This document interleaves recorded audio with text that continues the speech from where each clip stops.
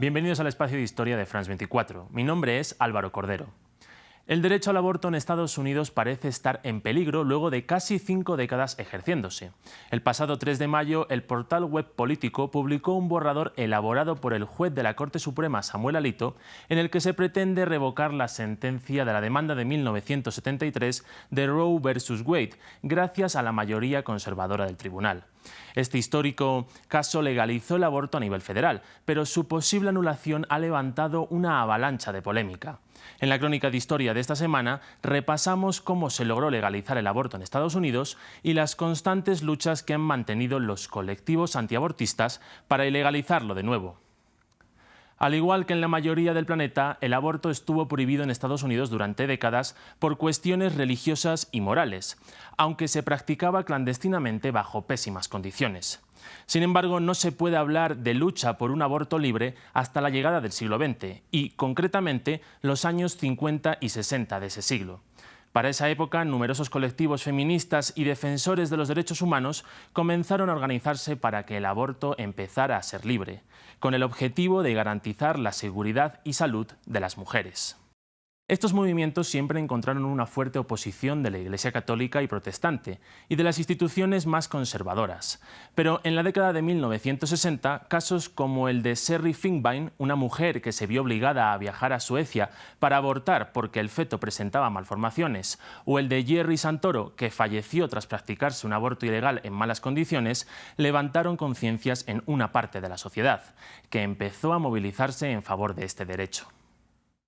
El propósito es protestar contra las interferencias de la Iglesia en los derechos de las mujeres cuando les deniegan el aborto, pero también reclamar la liberación de la mujer aquí, ya que ahora mismo están siendo oprimidas por una parte de los hombres. Ya va siendo hora de que reconozcamos que la opresión, en cualquiera de sus formas, es malvada e incorrecta.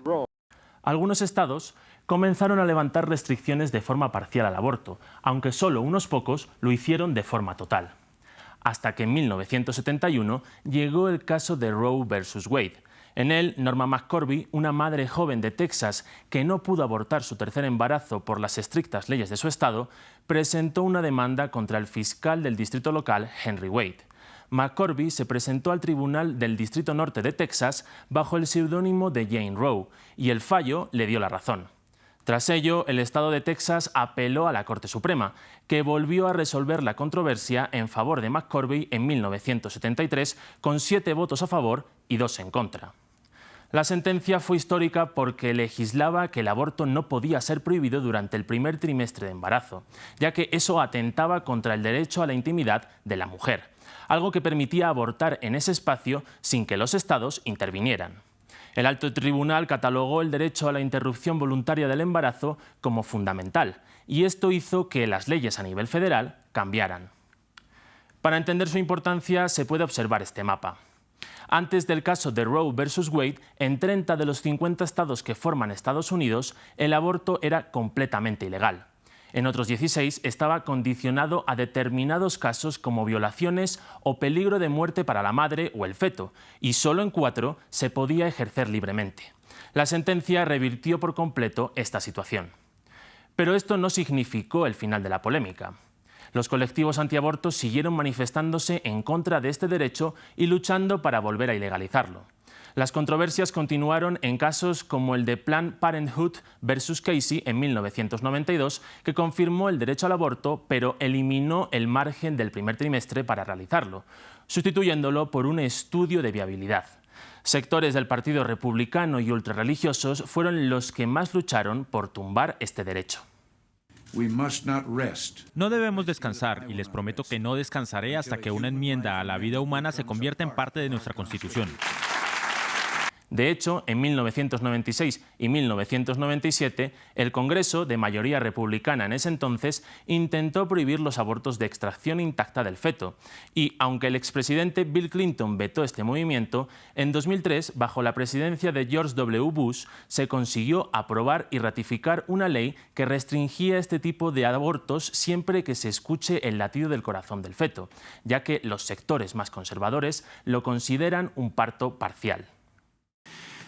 La preocupación moral de la humanidad se extiende a aquellos niños no nacidos que son dañados o asesinados en crímenes contra sus madres. Y ahora, la protección de la ley federal se extiende también a esos niños. Durante los años siguientes, los estados más conservadores fueron aplicando restricciones progresivas al aborto, aunque sin llegar a ilegalizarlo.